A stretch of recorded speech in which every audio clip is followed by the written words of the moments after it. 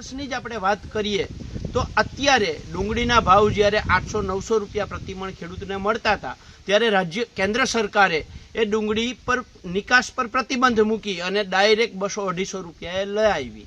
ગયા વર્ષે તુવેરના ભાવ જ્યારે માર્કેટમાં સારા મળતા હતા ત્યારે સરકારે મ્યાનમાર બર્માથી તુવેર આયાત કરવાનો નિર્ણય કર્યો.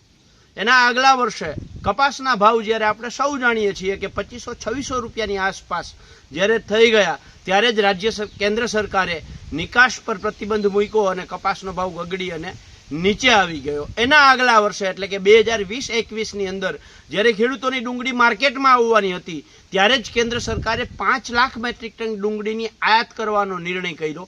એના કારણે ખેડૂતોના ભાવ જે ડુંગળીના છે એ ખેડૂતોએ રોડ પર નાખવાની પરિસ્થિતિ જેવા ભાવ થઈ ગયા હતા.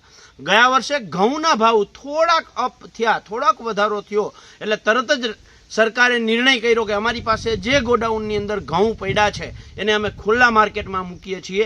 એટલે એક બાજુ સરકારે મૂકેલા ઘઉં, બીજી બાજુ ખેડૂતોના ઘઉં માર્કેટમાં આવ્યા, એના કારણે માર્કેટ ડાઉન થયું.